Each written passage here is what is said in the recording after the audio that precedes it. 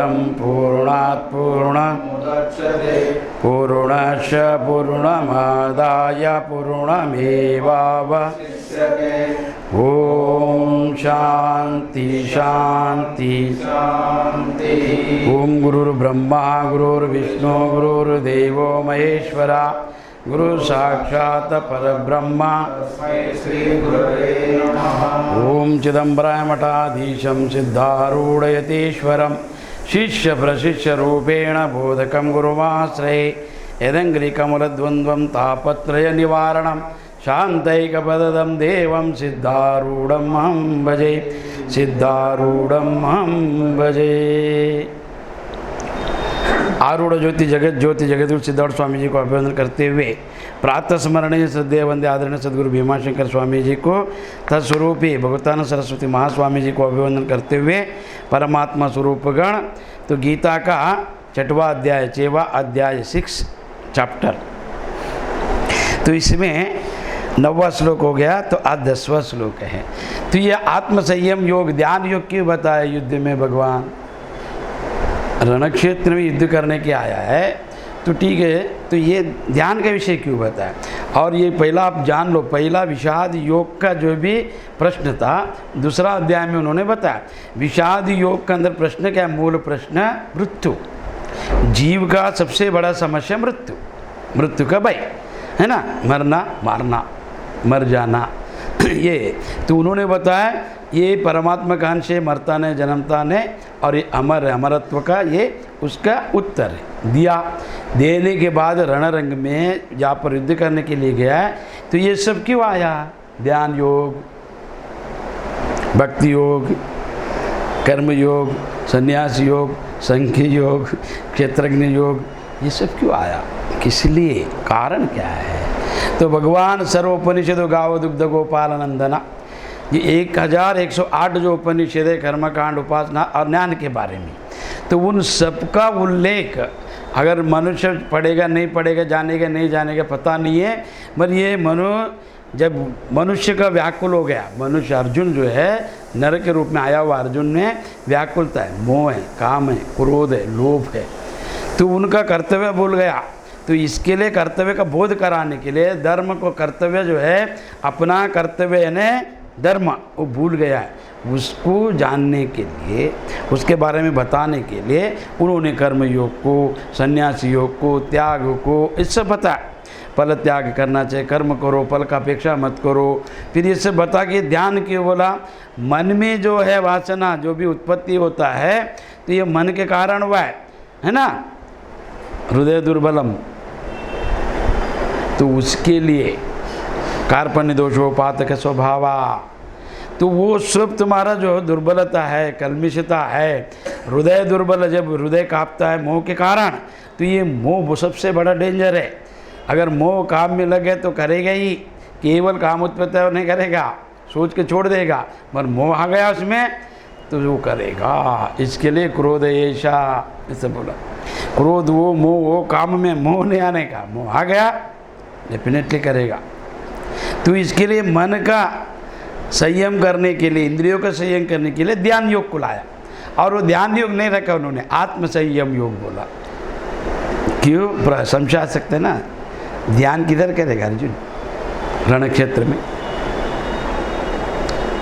बैठ के करेगा ध्यान।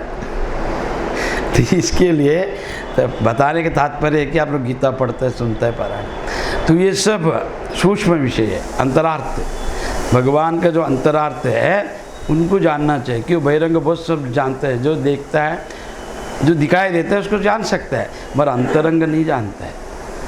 तो उसके लिए नारद का अंतरंग कोई नहीं जानता, इसके लिए उसको नारद जी को क्या किया, ये कल लगाने वाला, ये चुगलीखोर ऐसा नाम रख दिया। बहुत बड़ा आचार्य, भक्ति का आचार्य, ब्रह्मचारी, सन्यासी, ब्रह्म का मानस पुत्र, संचारी संत, और जितना लोगों को उद्धार किया हुआ व्यक्ति को इन्होंने नाम रखा लोगों ने। सब भगवान को भी नाम रखा है ना, कृष्ण परमात्मा को।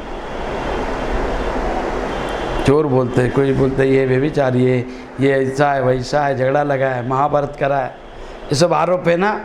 तो उसके लिए तो भगवान ने क्या किया, उन सबको तो किस तरह से भी मोक्ष प्राप्ति के लिए कोई विषय नहीं छूटना चाहिए। इसके लिए सब ज़्यादा शास्त्रों में काम का सबको वर्णन है। तो वो क्या लेन देन है काम शास्त्र का, तो क्यों किया महात्माओं ने उसका वर्णन कि आप उसमें हैं, उसके अंदर है काम क्रोध लोभ मोह ये षड्गुण पंच विषय इसमें हैं, तो उसके लिए उसका वर्णन ज़्यादा है। ना आत्मा क्या है, निर्गुण है निराकार है, हो गया उत्तर। उसके कौन सा उत्तर में तीन ही है, सच्चिदानंद वही तो है, बस उत्तर मिल गया। फिर ये सब झंझट क्यों? उसको जो निष्ठावंत है उसको जानेगा, मगर जिस निष्ठा नहीं है, जो काम क्रोध में है, तो उसमें तत्वमसि महावाक्य का प्रादुर्भाव नहीं होता है। उत्तम लोगों का विषय है, उत्तम सर्वश्रेष्ठ लोगों का है। तो इसके लिए ये ध्यान योग, ये आत्मसंयम योग के नाम से यहाँ पर ध्यान का प्रक्रिया बताया कि भगवद गीता सब उपनिषदों के सारे एक जान लो, और कोई उपनिषद पढ़ेगा नहीं पढ़ेगा, 1008 उपनिषद मिलता ही नहीं, है ना।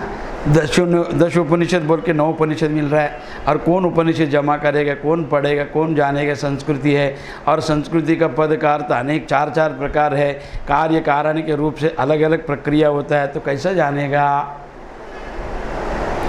पहले संस्कृति आता नहीं, 1 ग्रंथ मिलता नहीं, 2 उसको बताने वाला नहीं, 3 और बताने वाला जो सीखा है उतने बताएगा, आगे का पता नहीं, बुद्धि नहीं। तो इसके लिए भगवान ने गीता 1 पढ़ेगा सब पढ़ा। गीता 1 ही अगर अच्छा जान लिया वो अद्वैत सिद्धांत के अनुसार तो पूरा जान लिया, फिर अन्य शास्त्र पढ़ने का जरूरत नहीं है। गीता एक अच्छी तरह उसका अंदर हृदय में उतर गया तो प्रत्येक प्रश्न का उत्तर मिल जाता है। वो ध्यान योगी है तो ध्यान के बारे में है, भक्ति योगी है तो भक्ति के बारे में है, ज्ञानी है तो ज्ञानी के बारे में है, कर्मी है तो कर्म के बारे में है। तो इसके लिए आप लोग गीता को अलग मत करो, समन्वय करो। कोई बोलेगा भक्ति योग वाला बोलेगा हे भक्ति सब बोले श्रेष्ठ गीता में, मैं प्रमाण दे रहा है। ज्ञान योग बोलेगा ज्ञान से खंडन किया है भक्ति का, ज्ञान योगी बोलेगा। कर्म योगी बोलेगा अरे कर्म प्रदान बोले भगवान ने, तुम्हारा ज्ञान कट, ज्ञान गया। तो ये सब इसके लिए ये भगवद गीता ऐसा शास्त्र है, अन्य शास्त्र पढ़ने का जरूरत ही नहीं उसको। ये एक ही अगर अच्छी तरह और केवल पारायण किया ऐसा नहीं, फिर प्रत्येक आदमी ने इसका अर्थ अलग अलग लिखा है। अद्वैत के अनुसार अपना तो तत्वमसि महावाक्य आपने उपदेश लिया, उसके अनुसार उसको अन्वय करके और सबको अन्वय करना चाहिए। अन्वय यानी समन्वय, सबको उसके अंदर जोड़ ये करना चाहिए, त्यागना नहीं, छोड़ना नहीं है, उसमें लेकर चलना है। तो इसके लिए कर्म योग, भक्ति योग, राज योग, क्षेत्रज्ञ योग, संख्य योग, कर्म योग, कर्म संन्यास योग, और आज ये ध्यान योग। तो ये सब क्यों पता है कि अलग अलग प्रत्येक वृत्ति अलग अलग, प्रत्येक आचरण अलग अलग है।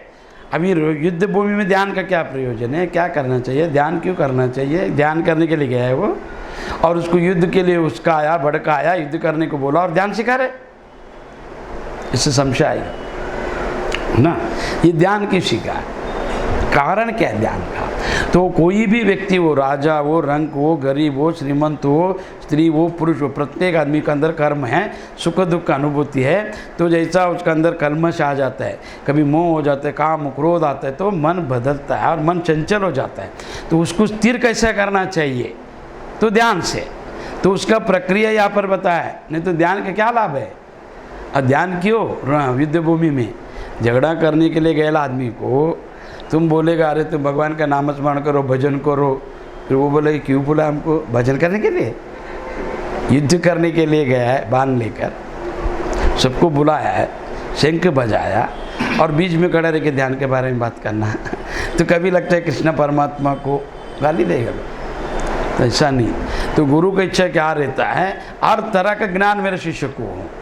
तो गुरु रक्षणा करता है शिष्य का कि मेरा शिष्य बदनाम नहीं होने का, उत्तम आदमी बनने का, और शिष्य देखते हैं गुरु उत्तम बनने का, बदनाम नहीं होने का, उनका इच्छा रहता है। पर यहाँ पर दोनों भी उनका कलमश को, बुद्धि को, दुर्बलता को देखकर ध्यान योग के विषय में आया है। नहीं तो गीता में इस विषय का कोई प्रयोजन नहीं है। क्यों लिया, ये प्रश्न आता है। तो इसके लिए आपको ये पहला मैंने क्लियर किया, क्यों कि ध्यान बैठने का कैसा, योगी कैसे बन सकता है कि उन्होंने आध्यात्मिक लिया है भी। आत्म संयम योग पहला उन्होंने उत्तर दिया दूसरा अध्याय में, निर्गुण है, निराकार है, परमात्मा सच्चिदानंद है, अवध है, तो अजन्मा जन्म रहित को बताने का है। तो ये सब पहला बताना पड़ेगा। पहला आपको सच को जानना है तो झूठ को पहचानने के, झूठ कैसा रहता है तो सच जान सकते हैं। असतोमा सदगति का मैं सत्य ही कि तो झूठ पता नहीं तो तुम सत्य को भी झूठ मानेगा। अभी समुद्र है, तरंग है ना, तो तुम तरंग को देख के समुद्र भूल गया, तुम बोलेगा समुद्र एक है। कि तरंग को देख के समुद्र बोलना ठीक नहीं है। समुद्र तरंग का आधार है, तरंग का उत्पत्ति का कारण है, वो कार्य है। तो कार्य को देखकर कारण भूल जाना ज्ञान है, और कारण दिख गए तो कार्य में कोई आसक्ति नहीं होता है। तो इसके लिए जगन मिथ्या ब्रह्म सत्या, जगत मिथ्य है ऐसा क्यों बोला शंकराचार्य ने, गुरु लोगों ने। अरे ये सब झूठ है ऐसा बोलते हैं गुरु। झूठ कैसा सब दिख रहा है, ये सब झूठ है, कुछ भी नहीं है, सब व्यर्थ है, अज्ञान है, मेरे सब दिख रहा है ना, तो कैसा झूठ हो सकता है। मगर वो दिखाई देता है नाम और रूप से, उसका अंदर का जो कारण है वो सच है। उनका तात्पर्य कहने का क्या है कि उनका अंदर जो तत्व है कारण रूप से वो वास्तविक है, वो सत्य है, उसको देखो। इसके लिए जगन मिथ्य ब्रह्म सत्य एको जीव ब्रह्म बना पर। हाँ, तो ये जीव ही ब्रह्म है ऐसा बताने के लिए फिर जगन को मिथ्य कहना पड़ा। मिथ्य बोला है जगत को शंकराचार्य। शंकराचार्य है जो वस्तु को दिखता है उसको नहीं बोलता है, शून्यवादी है, मायावादी है, उनको बुद्धि नहीं है, छोटा लड़का है, ज्ञानी बनाए, सन्यासी बनाए, अभी का गुरु लोग गाली देते हैं। इतना बुद्धिमान लोग हैं अभी का जगत गुरु लोग। उनको लगता है बस महल बना लिया तो बहुत बड़ा गुरु बन गया। ऐसा नहीं है। तुम महल में रहेगा, तुम्हारा पुण्य है तो महल क्या कैलाश में भी रह सकते हैं। पर ज्ञान अलग है, ज्ञान की सबको हो सकता है, इतने याद रखो, सबको अधिकार है। एक व्यक्ति ने ज्ञान प्राप्त किया है, हमारा गुरुजी ने किया तो मैं कर सकता हूँ, आप भी कर सकते हैं। कि मनुष्य की है ना तो सब कर सकता है। अर्जुन को ज्ञान हुआ है, किसी को नहीं होएगा ऐसा मत समझो। तो ये जो शास्त्र इसके लिए बताया सबको ज्ञान होने के लिए और सबको जानने के लिए। तो मनुष्य को अधिकार है, मनुष्य में इतना सामर्थ्य है, इसके लिए उसका नाम पुरुषः। पुरुष यानी मर्द नहीं, पुरुष यानी पूर्ण इति अनेन पुरुषः। पूर्णत्व को प्राप्ति करने की शक्ति जिसमें है, जो पूर्ण है वो पुरुष है, याद रखो। उसका नाम है पुरुषार्थ। पुरुषार्थ यानी केवल राम को बताते हैं, कोई पुरुषोत्तम है, पुरुष में वही उत्तम है राम, ऐसा नहीं, ऐसा अर्थ नहीं है। तो उसका अर्थ क्या है, पूर्णत्व को जानने के लिए आया है, पूर्णत्व बताया, पूर्णत्व को प्राप्त किया, पूर्ण में लय हो गया राम, उनके लिए उसका नाम है पुरुषोत्तमा, उनको बोला है। तो ये इतना आप जान लो। आगे के श्लोक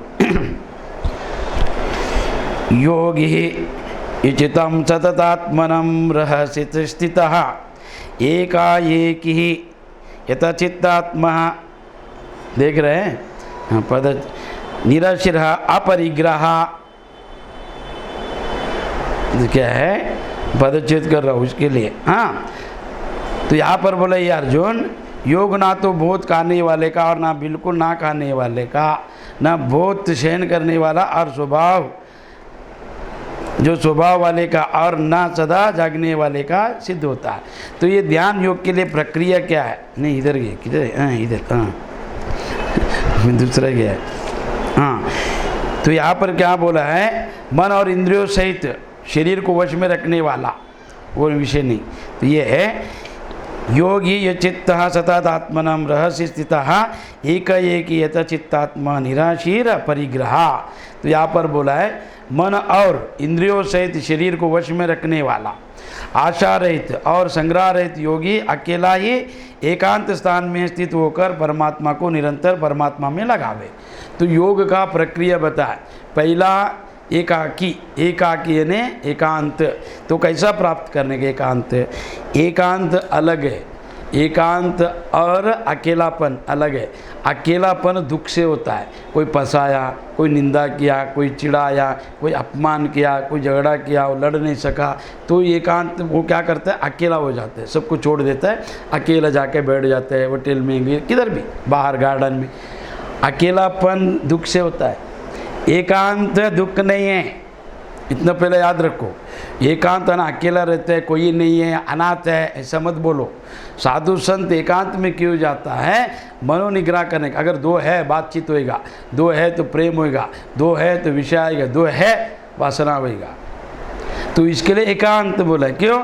ध्यान करते वक्त एक अकेला रहने का, बातचीत के लिए दो रहने का, है ना, यात्रा में 4 रहने का, भोजन में 6 रहने का, झगड़ा में 100 रहने का, अकेले जाने का झगड़ा में अकेला नहीं जाने का। तो इसके लिए तो ये नीति शास्त्र है। तो भगवान बोले कि एका एक ही बोला है वहाँ पर, एका एक यानी एकांत में। तो क्यों जाने के एकांत में? एकांत यानी जान कर, संकल्प कर कर ध्यान के लिए जो एक कमरा या गुफा या नदी के बाजू में या सरोवर के समीप या गुरु ग्रह में या गुरु आश्रम में या अपना हिमालय में ऐसा पहाड़ के चोटी पर, जो कोई आता नहीं रात को डिस्टर्ब करने के लिए, विघ्न लाने के लिए। और दूसरा गौशाला में, एकांत में, एक कोने में, या ईश्वर मंदिर में या देवी मंदिर में, हाँ विष्णु मंदिर में, जहाँ देवता का निवास है, जहाँ पर पूजा पाठ रोज आरती होता है, ध्यान होता है, भजन होता है, उस मंदिर में। मगर मंदिर बांधे कुछ होता नहीं, उन मंदिर में कुछ नहीं होगा, तो अलग होता है, तो उसके लिए अलग है, वो अलग मंत्र सीखने के लिए। तो ये ध्यान के लिए है, ये सब नियम बना कि मन इंद्रियों सहित शरीर को वश में करने वाला, मन और शरीर इंद्रियों सहित शरीर को वश में करने वाला। पहला मन, फिर इंद्रिया, फिर शरीर, ये तीनों एक ही है, अलग नहीं है। शरीर में इंद्रिया है ना, इंद्रिया के अंदर मन है, अंतःकरण में मन है, सूक्ष्म शरीर में, है ना, और इंद्रिया है, ज्ञान इंद्रिय, कर्म इंद्रिय, और ये तीनों एक ही जगह है। तो मन अलग क्रिया करता है, इंद्रिय अलग करता है, शरीर अलग करता है। तो इसके लिए तीनों को वश करके आशा रहित होकर, कोई भी इच्छा नहीं रखने का, इच्छा रखकर ध्यान करने से फल प्राप्ति नहीं होता है। तो ध्यान अपना स्वरूप को जानना है, ईश्वर बनना है। ईश्वर बनने के बाद ईश्वर को कोई इच्छा नहीं है। हाँ, अनेक मंत्र तंत्र में इच्छा है, वो अलग सिद्धि है, फल सिद्धि है। तो इच्छा नहीं रखने का, आशा नहीं रखने का, आशा रहित, संग्रह रहित, अपरिग्रह रहना चाहिए, संग्रहित नहीं करने का, उसको बोला अपरिग्रह। तो जब भोजन लगा बस मिला ठीक, नहीं मिला ठीक, पानी पी के रहने का, आप संग्रह नहीं करने का, पूछने के नहीं जाके किससे, तो उसको संग्रह रहित योगी अकेला ही एकांत स्थान में। तो ये अकेलापन अलग है और एकांत अलग है। अकेला दुख से, क्रोध से, कुछ कामना से, वासना से, भय से या लज्जा से अकेला बन जाता है ना। कोई कर्जा ले उदाहरण के लिए, तो उसको कर्जा वाले को डर के वो अकेला हो जाता है, अकेला किधर भी रह जाता है, तो वो अकेला ध्यान करेगा, वो अकेलापन अलग है, ध्यान का एकांत अलग है।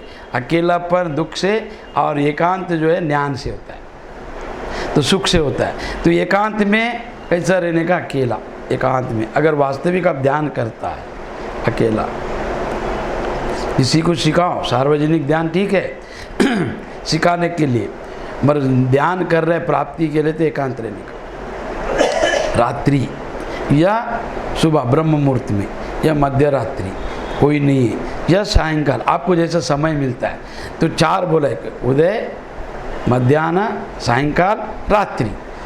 तो ये कोई भी एक समय में उसको एकांत में जाना चाहिए, एकांत स्थान में स्थित होकर आत्मा को निरंतर परमात्मा में लगावे। तो अपना आत्मस्वरूप जो चेतना, उस मंत्र को श्वास के साथ त्रिकुटी में, भ्रुकुटी में दृष्टि रखकर श्वास के साथ मंत्र को जाप करते हुए मूल बंद और प्राण को अंदर, श्वास को देखो, कुछ भी नहीं, मंत्र के साथ, तो वो प्रक्रिया होता है। तो उसके लिए कैसा रहने का, अभी यहाँ पर शरीर इंद्रिया संयम करने के लिए अपरिग्रह, आशा रहित, संग्रह रहित, अपरिग्रह ने कुछ मांगना नहीं, मांगने से क्या होता है, छोटा बन जाता है, देने वाला कोई भी रहने दो बड़ा बन जाता है। वामन अवतार में वामन देव जो है ब्राह्मण के रूप में, और भगवान 10 अवतार जो लिया है, अवतार का जितना भी कार्य है भगवान श्री कृष्ण परमात्मा को दिया गया है कि वो ज़्यादा होशियार आदमी, तो इसके लिए सब अवतार उनको ही दिया है। भगवान ने क्या किया, कार्य कारण को देखकर, राक्षसों का वर को देखकर, स्थिति को देखकर, उनको कौन सा काल में कैसा प्रत्यक्ष होकर उनको नाश करने के लिए उन्होंने अवतार लिया। उसमें क्षणिक अवतार, मच्छा अवतार, वरा अवतार, कूर्मा अवतार, है ना, ये सब पशु पक्षी में आया। और क्षत्रिय राम और कृष्ण, ब्राह्मण में वामन और परशुराम, ऐसे भगवान शूद्रों में भी अवतार लिया है, जगन्नाथ। तो भगवान ने कोई वर्णभेद नहीं किया है, उन्होंने ये सब आने के नहीं करके अवतार भी बना के गया। मेरे ब्राह्मण लोग ग्रंथ भी पढ़ते हैं और भेदभाव करते हैं, बताता है भी और भेद ही करता है। सही पुरुष सूत्र में इसके लिए भगवान ने 3 बोला है कि जो वाणी से ब्राह्मण, और उर्वहा ये बाहु से क्षत्रिय, उर्व से कौन, वैश्य जो व्यापार करता है, और पैर से जो है शूद्र, और पैर को पृथ्वी बोला है, और नाभि को क्या बोला है, आकाश बोला है, आकाश, और सर को बोला है स्वर्ग। ऐसा 3 उत्पत्ति उसमें, तीनों लोकों का, 4 वर्ण का और 4 आश्रम का भी उन्होंने वर्णन किया पुरुष सूक्त में। तो वहाँ पर भेद नहीं बताया, ये छोटा बड़ा है, ये कनिष्ठ है, ये ब्राह्मण, ऐसा नहीं बोला है। तो लोग उसको है ना अलग अर्थ लेकर, अलग प्रचार कर कर, जो गलत है उसको स्थापना किया और जो सही है उसको छोड़ दिया लोगों। उसके लिए लड़ना पड़ा, कोई आया क्रांति किया, उनको टीका। और धर्म शांति का नहीं, क्रांति का काम है। शांति भूल जाओ, क्रांति लाओ धर्म में। तो क्रांति लाने के लिए हर आदमी को ज्ञान प्राप्त करो और प्रचार प्रसार करो, ये आपको पुण्य मिलेगा। कुछ दान दो मत दो, मंदिर बांधो मत बांधो, कौन देखने वाला है इसको, मंदिर बांध के भी। तो ये प्रचार करने से जितना भी लोग हैं उनके घर में ज्ञान आ जाएगा, आध्यात्मिक का समझ में आ जाएगा, धर्म क्या है, कैसा रहने का, क्यों। तो इसके लिए क्रांति लाने का बसवेश्वर ने क्रांति लाया। ब्राह्मण रहकर उन्होंने फिर लिंगायत समाज बनाया। लिंगायत एक सांप्रदाय है, प्रत्येक गुरुओं ने अपना अपना कुल को उद्धार करने के लिए एक सांप्रदाय बनाकर प्रचारित किया, और वो गुरु बन गया, वो उनका जगत गुरु बन गया, उनके धर्म बन गया। तो सब अलग अलग हो गया, बौद्ध अलग हो गया, वो एक धर्म है, जैन अलग हो गया, सिख अलग हो गया, और अद्वैत अलग, द्वैत अलग, विशिष्टाद्वैत अलग, एक इतना सब एक ही परमात्मा का ज्ञान, सब एक ही गीता, मगर सब अलग अलग। तो इसके लिए जितना हो सके उतना आप लोग है ना यथार्थ ज्ञान का प्रचार करो, पुण्य मिलेगा और आपको न ज्ञान बढ़ेगा और ईश्वर आपको है ना सब कुछ देगा। ये सरल है। आगे ये देय और शुद्धि कर कर, अभी ध्यान किससे करना है, अपने को किसका करना है, परमात्मा का। परमात्मा निर्गुण निराकार है ना, उनका ध्यान कैसा किया जाता है। तो निर्गुण निराकार को पकड़ना है तो कैसा पकड़ोगे, सर्वे आप है ना परमात्मा। ये गड़ा जब बनाया, इसमें आकाश है ना, कोई बोला उसको, तो आकाश में स्थित हो गया, जैसा वस्तु बन गया उसमें आकाश स्थित हो गया। तो ये आकाश बाहर नहीं है, उसमें ही आकाश है, बाहर नहीं है, ऐसा कहना अज्ञान है ना। तो आकाश बाहर है, अंदर नहीं है, अज्ञान है ना। फिर उसको ये आपको जानना है आकाश को, तो ये पहला घटाकाश, इसको जानना है। तो ये घटाकाश बिन बुलाए आ गया, उसमें व्याप्त है, जितना है उतना व्याप्त है। ऐसा ही शरीर जब बन गया जीवात्मा उसमें व्याप्त है। ये उपाधि जब निकल गया यही उसमें जाता है, आकाश में। ये जब ये मरकत टूट गया, ये आकाश किस में गया, महाकाश में गया ना। फिर महाकाश नहीं था, है। फिर वो अब क्यों नहीं मान रहा था, क्यों आपको घटाकाश ही दिख रहा, मटाकाश नहीं, महाकाश नहीं दिख रहा। इसको बताने के लिए जीव को किसके लिए बताया कि आपको परमात्मा को जानने के लिए, क्यों। और एक उदाहरण दिया है, क्या अभी किधर भी है ना, होली के दिन आग लगाता है, उसके अंदर का चिंगारी रहता है ना, चिंगारी, एक चिंगारी आके एक आदमी को ऊपर गिर के वो जलाता है। वो चिंगारी अग्नि है ना, अग्नि का अंश है ना, उसमें अग्नि रह गया ना, अग्नि जो चिंगारी के रूप में तो छोटा था, हवा लग के बढ़ के जलाया उसको, तो अग्नि ही था।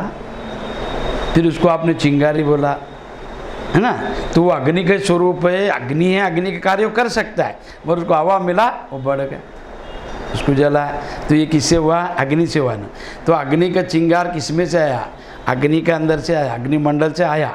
तो अग्निमंडल बड़ा है, चिंगारी छोटा है, मगर वो भी वही काम कर सकता है ना। ऐसा ही ममांशु शिवलोके वही, वो बड़ा है, ये छोटा है, ये छोटे को बड़ा बनाने का है।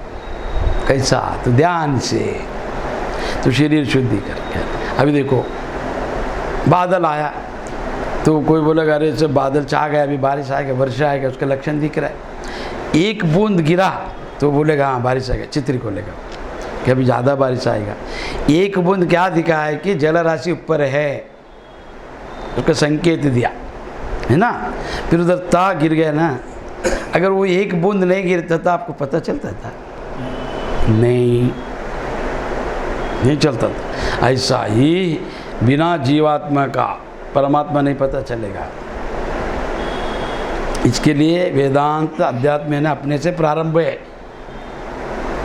ईश्वर को कौन जानेगा? सर्वव्याप है, कैसा पकड़ोगे आप? कैसा पकड़ोगे? तो इसके लिए इसको तो यहाँ पर बोला है शुचोदेशे प्रतिष्ठाप्य स्थिर मासनम आत्मनः निनुच्चेतः नति नीचः चेलजीन कुशोत्तराम। तो शुभ जो शुद्ध है तो ऐसा भूमि में, तो यहाँ पर क्या भूमि का पहला आसन किधर रखेगा? भूमि पे। भूमि पंच गुण पंच तन्मात्रा है भूमि में, शब्द स्पर्श रूप रस गंध, ये पंच गुण होने के कारण भूमि अतिव्याप्त जड़ और भार और उसमें आकर्षण शक्ति है, भूमि खींच लेता है ना। अभी देखो एक पल है, वो पल है ना कैसा रुकता है बीच में अंतराल में कि उसका डाली है अपना, एक वृक्ष का डाली से वो बंधा है, अगर उसको तोड़ दो गिर जाता है नीचे, आप कुछ फेंका नीचे आ जाता है। आप ध्यान में बैठा है तो जीवात्मा ऊर्ध्वागमन क्यों करता है मालूम है? जीवात्मा को वास्तविक ज़्यादा ये सेक्स में क्यों अभिरुचित है? सेक्स से उत्पत्ति है और उस 5 गुण पृथ्वी में, इसके लिए वो ज़्यादा उसके अंदर संचालन है। और ये आकाश निर्गुण है ना भगवान, तो ऊपर उठाने के लिए शक्ति चाहिए, वही ध्यान। ये कीच रहे अपने को ऊपर भेजना है, उसको ऊर्ध्वागमन करना है। तो पहला बोला है कि ध्यान है सब सूची, किसको सूची करने का? पहला स्थान को, फिर स्थान शुद्धि क्यों रहने का? अंदर नहीं रहने का, नीचे पूरा जिधर ऑक्सीजन नहीं है, वायु नहीं है, अंधेरा है, वो ध्यान नहीं कर सकता है। कोई कोई है भूमि में ना सो जाता है, ये भूमि में अपने को गाड़ लेते हो, क्यों पता नहीं। हमारे शास्त्र में ऐसे नहीं बोला है, हमारा अद्वैत में ऐसे ध्यान नहीं बोला है। तो लोग क्यों करते पता नहीं, दिखाने के लिए। प्राणायाम जीता है, हमने प्राण को जीता है, 1 महीना बैठते हैं, फिर उड़ जाते हैं, फिर 2 महीने में मर जाते हैं, तो वो ध्यान नहीं है, तो ऐसा नहीं करने का।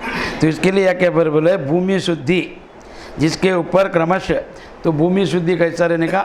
नीचे भी नहीं रहने का और ऊपर भी नहीं रहने का, ज़्यादा ऊपर कि जहाँ पर प्राणवायु नहीं मिलता हो, ज़्यादा ऑक्सीजन होकर ढकलता हो, ऐसा नहीं रहने का। तो भूमि को शुद्धि कैसा करने का? आपको अगर भूमि समतल रहने का, ऊपर नीचे नहीं रहने का, बैठने के लिए भूमि समतल रहने के लिए, तो आप अगर और शुद्धि करता है तो गोबर को पानी में डाल के उसको ये सारने जाता है, सारना किया जाता है। क्यों? उसे कृमि कीट सांप बिच्छू आएगा नहीं और वो शुद्ध रहता है। वो नहीं है, अभी ये लादी है तो उसको आप स्वच्छ पूछ के, घर शुद्धि रहना चाहिए, देह शुद्धि रहना चाहिए, मन शुद्धि रहना चाहिए। 3 शुद्धि होने के बाद ही आपको ध्यान में प्रवेश है। अगर ये शुद्धि नहीं है, बहिरंग शुद्धि नहीं है, वातावरण शुद्धि नहीं, आप ध्यान में नहीं बैठ सकते। देह चंचल है, मन चंचल है, देह में अगर कोई व्याधि है, कोई शरीर दुखता है, बैठने के लिए नहीं बहेगा। तो इसके लिए यहाँ पर क्या बोले भूमि शुद्धि में, तो समतल रहने का, ना नीचे ना ऊपर। हाँ, ये नुतिचिता नति नीचम, नहीं रहने का, नीचे नहीं रहने का। और कुश ने दर्भा, दर्भ यानी पवित्रा, कुश, दर्भा, पवित्रा, 3 नाम से जाना जाता है। वो कूर्म कौन है? वो वरा अवतार में भगवान ने वरा जब रूप बना, फिर सब होने के बाद भूमि से पृथ्वी को लेके है ना, पाताल से, और सब गंदा हो गया था शरीर।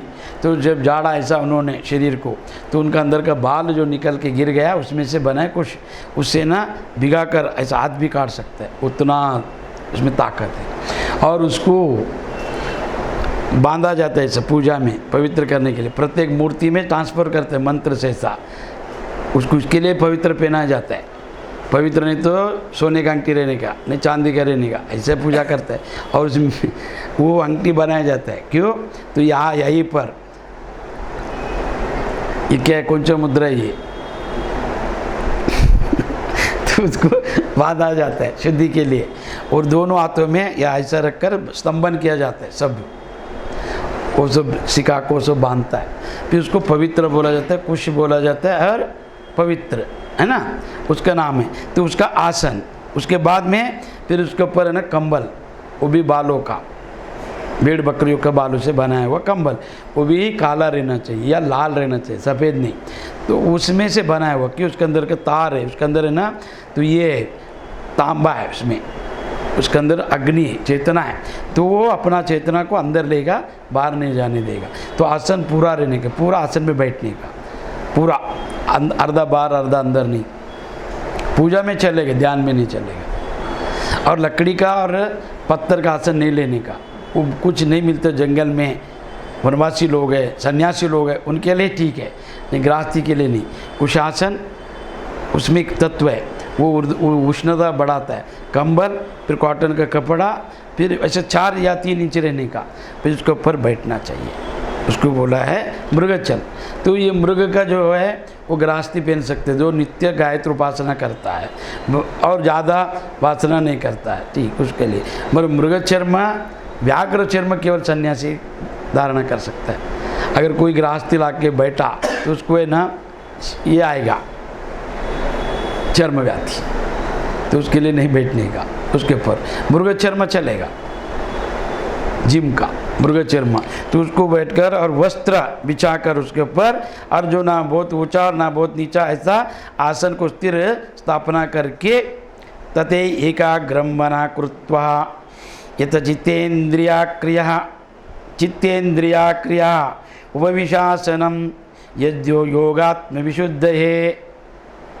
हाँ, यहाँ पर यथा चित्तेन्द्रिया, जितेंद्रिय नहीं है, चित्तेंद्रिय, तो चित्त को जीतना है। योग क्या है? योगम अनुशासनम, योगा चित्त निरोधम। तो योग क्या है? चित्त का निरोध है। तो उस आसन पर बैठकर चित्त और इंद्रियों की क्रियाओं को वश में रखते हुए, तो योगम चित्त निरोधम, तो चित्त जो है मानस पटल में उठने वाला चैतन्य, वो चिदाकाश, वो क्या करता है? प्रत्येक वस्तु को कल्पना, आँख बंद किया तो कल्पना करेगा दृश्य को, उसके अंदर जाएगा, या बाहर आँख खोल के देखेगा वस्तु के ऊपर जाएगा। इसके लिए यहाँ पर यथा चित्तेंद्रिया बोला है, चित्त और इंद्रियों सहित। तो पहला आप स्थिर बैठ जाओ, स्थिर बैठना चाहिए। स्थिर बैठने के बाद पूरा इंद्रिया स्थिर, हिलना डुलना ऐसा नहीं करने का, पूरा स्थिर बैठना चाहिए पत्थर के समान। फिर बैठने के बाद इंद्रिय स्थिर हो गया, चित्त यथा चित्तेंद्रिया, फिर वो चित्त अपने आप आएगा। अब ध्यान करो मत करो, किधर भी बैठे ना ऐसे झुको मत, सीधा बैठने का, तभी वो क्या होएगा, आपका जो चेतना है ऊपर चढ़ेगा, तो ये कमर सीधा रहेगा, नहीं तो वो दुखना चालू होएगा, फिर वो कमज़ोर गिरेगा तो ध्यान नहीं कर सकता। इसके लिए तदेग्रह मनः कृत्वा यथा चित्तेंद्रिया क्रिया उपविशासन है। तो यहाँ पर बोला है मन को एकाग्र करके अंतकरण की शुद्धि के लिए योग का अभ्यास करें। ये योजः उद्योग, ये क्या? ये योग आत्मा विशुद्ध है, आत्मशुद्धि के लिए। ये कैसा करने का? समः का यशिरो ग्रीवाहम दरयन्नाचलं स्थिरः संप्रेक्ष्य नासिकाग्रम स्वहं दिशंचलवलोकयान। क्या लिखा है? दिशा चलना नावलोकान, काया सिर रहने का, काया यानी शरीर, है ना। इसको काया की बोले, ये काया बोले तो क्या, ये कर्म करते, क्रिया करते, काया, काय कवे कैलास भैया, तो काया इसके लिए बोलते कर्म करते, शरीर अच्छा बुरा कुछ भी ये शरीर करते, इसके लिए इसका नाम है काया।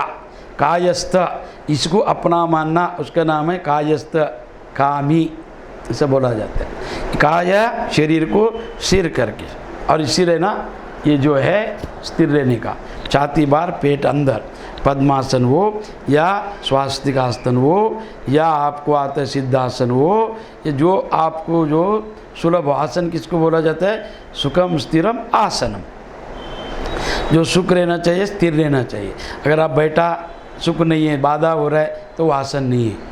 टेढ़ा मेढ़ा बैठा, कोई योगी को देखा वो बैठा है। मनुष्य एक ऐसा प्राणी है, 24 लाख योनि है, उन सब प्राणियों का आसन कर सकता है मनुष्य। इसके लिए योग शास्त्र में आज 84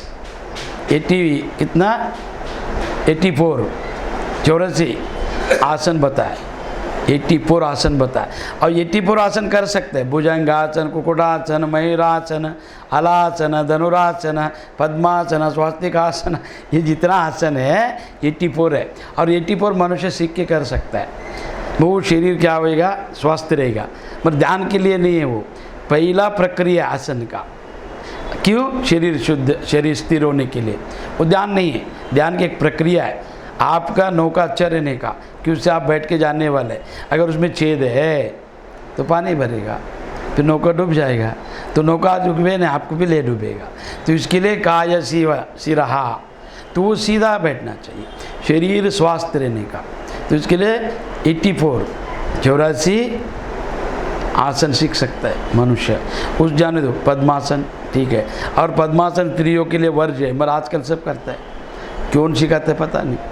सिद्धासन सबके लिए अच्छा है, सिद्धासन शिव जी का सुलभ। स्वास्तिकासन, कुकुटासन तो नहीं आते सबको, हाँ। तो ऐसे कोई भी सिद्ध आसन में सिर और गले को समान एवं अचल धारण, यहाँ पर क्या बोले है, धारयान अचलम, धारयान अचलम स्थिराहा, तो अचल धारण करके, अचल ने बिन हिला डुला, स्थिर होकर अपनी नासिका के अग्रभाग पर दृष्टि जमा कर।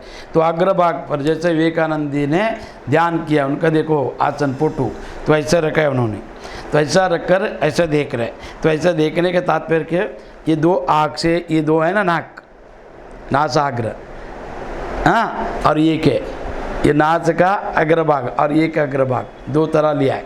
तो यहाँ पर देखने से ये दो दृष्टि इधर जम जाता है, तो इसके लिए ऐसा देखने का, ये दो आँख से, ये दोनों के बीच में से ये हाथ को देखने। विवेकानंद ऐसे, वो ध्यान मुद्रा है, तो उन्होंने ये हाथ को, हथेली को देखने का ऐसा। हथेली दिख गया तो समझो आपको पेट नहीं है, अगर ज़्यादा पेट है हथेली नहीं दिखेगा, हाँ। तो फिर ठीक है, ऐसा बैठने का, यहाँ पर देखते हुए, फिर ये जितने दिखाई देने का इसको, तो ये दो हाथ क्या करेगा, इधर खींचना चालू करेगा, इधर ध्यान। अभी जब भी आप काम धंधा नहीं, चुप बैठा ऑफिस में, किधर भी, वृक्ष के नीचे बाहर, तो इसको देखते रहो, तो आपको पता चलेगा इधर खींचेगा। इसके लिए यहाँ पर क्या बोले, नासाग्रह, अग्रभाग पर दृष्टि जमा कर, तो दृष्टि को वहाँ पर ऐसा जमा लो, फिर वो अपने आप आँख बंद होएगा, इधर जाएगा, फिर वो त्रिनेत्र खोलने को प्रयत्न करेगा, फिर वहाँ पर बिंदु दिखेगा, फिर वो प्रकाश दिखेगा। अन्य दिशाओं को ना देखते हुए, इसके लिए क्या बोले, दिशांचन अवलोकान, दिशांचन उतना पढ़ो, वाय दिशांचन वा, आ का उच्चारण होता है वो, दिशांचन वालोचना, तो अवलोचना, तो लोचन कल बताया मैंने, क्या है, नेत्र, लोचन, बंदालोचना, अंधालोचना, सुलोचना, लोचन है नेत्र, उसको लोचन बोलते, ठीक है। और या नासाग्र, ये दोनों को देख, तो ये दिखाई देगा, उसको नासाग्र, दृष्टि जमा कर अन्य दिशाओं को ना देखते हुए। आगे, प्रशांतात्मा विगता भीर्ब्रह्मचरित्र चरीव्रते स्थितः ब्रह्मचारी व्रते स्थितः मनसंयम्य मच्चित्तो युक्त असितम मत्परः। तो यहाँ पर क्या बोला है, ब्रह्मचारी के व्रत में स्थित।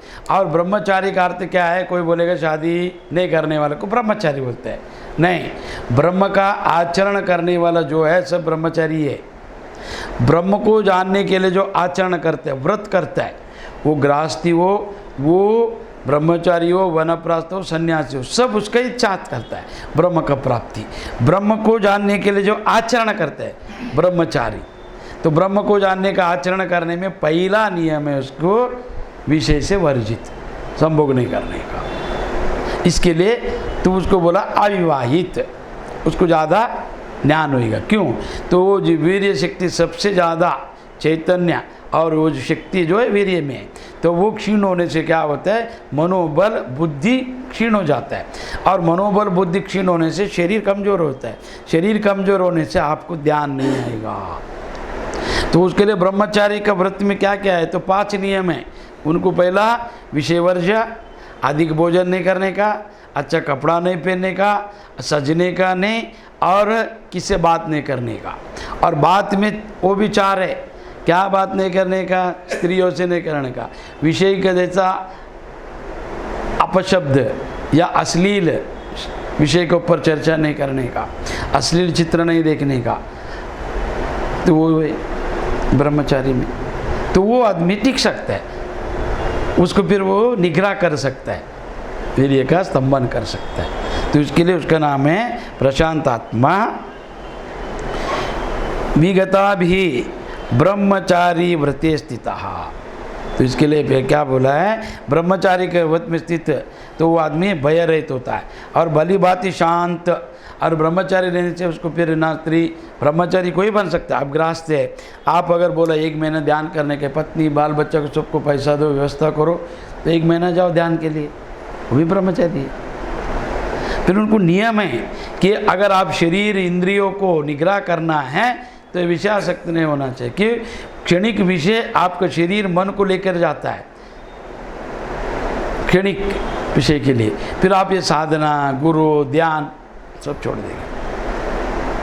उसके लिए उन्होंने बोला है ब्रह्मचारी व्रते स्थितः। हाँ, तो आपको वहाँ पर ध्यान नहीं रहने का, आपका मन उधर नहीं रहने का, आपका दृष्टि उधर नहीं रहने का, आपका बुद्धि उधर नहीं रहने का, इधर आ जाना चाहिए। तो ब्रह्म जानना है आपको, तो ब्रह्मचारी बनो। ब्रह्म जानने के लिए ब्रह्मचारी बनना चाहिए। तो ब्रह्मचारी यानी गृहस्थी सब औरत पत्नी पति को छोड़ना चाहिए, ऐसा नहीं है। तो ब्रह्मचारी का अर्थ क्या, आपको ब्रह्म जानना है तो विषय से अलग हो जाओ, और उसमें व्रत में स्थित होकर भय रहित, और वो जो रहता है सबको त्याग कर बैठ जाता है, भय रहित हो जाता है। फिर उसमें भली भांति शांत अंतकरण वाला सावधान योगी मन को रोककर मुझ में चित्त वाला और मेरा पारायण होकर स्थित हो वे। तो वो सावधान अंतकरण वाला, और उसमें ये सब आना नहीं चाहिए, अश्लीलता देखना सुनना। अभी मोबाइल बाजू में रख के ध्यान कैसे करेगा, वो ध्यान छोड़ो, भजन भी नहीं कर सकते, आरती भी नहीं कर सकते, है ना। अब मोबाइल ऐसा हो गया है, बिना मोबाइल के जी नहीं सकते, बाथरूम में भी मोबाइल लेके जाना पड़ता है, स्नान में फोन आया सब।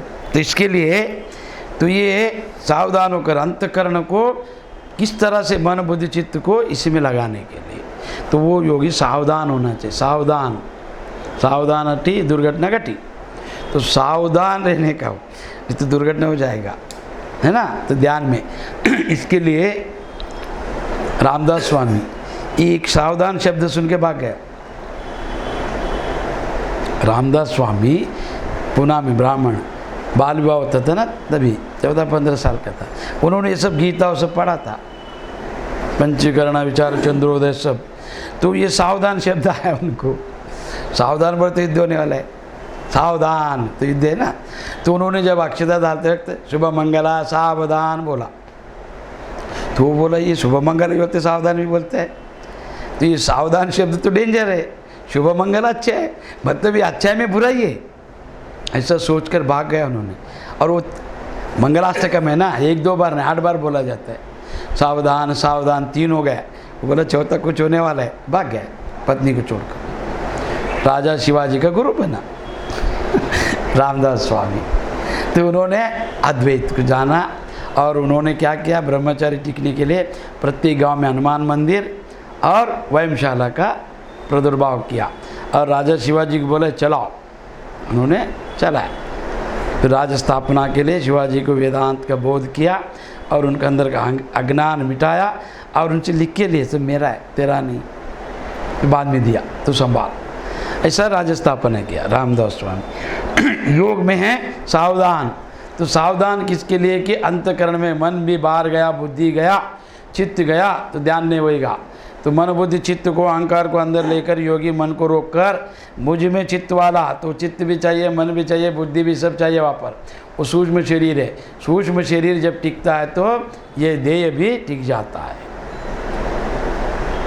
तो देह के साथ बैठकर मेरे पारायण, तो मैं बार बार बोला पारायण का अर्थ क्या है, जानना, पार हो जाना, पारा वा रहा, ये वरा है वो पार है, पारा वारा वो पारायण है। तो इससे मैं छूट गया तो उसका नाम है पारायण, इसको बोला जाता है पारायणम। तो वो पारायण होकर तो उसके लिए बोला उस ध्यान में रखकर स्थित हो वे यजुग्नैव सदात्मनम योगिनियता मानसः शांति निर्वाण परम मत संस्था मधिगच्छति। वश में किया हुआ मन वाला योगी इस प्रकार आत्मा को निरंतर मुझ में परमेश्वर के रूप में लगाता हुआ। तो वश में किया वाला मन, जो मन को वश में किया वो योगी आत्मा को निरंतर मुझ परमेश्वर में, कि जो चेतना जो आत्मा है, जो चिदाकाश है, वो महाकाश में वो सच्चिदानंद स्वरूप जो आत्मा है वही परमात्मा है, ऐसा भावना करके उस स्वरूप में लगाता हुआ मुझ में ही रहने वाली परमानंद की पराकाष्ठा रूप शांति को प्राप्त होता है। तो ये परमानंद जो है, परम शांति, ये पराकाष्ठा है, इसके आगे कोई शांति नहीं है, इसके आगे कोई प्रश्न नहीं है, इसके आगे कोई उत्तर नहीं है, इसके आगे कोई संशय नहीं है, उस स्वरूप को प्राप्त होता है ऐसा।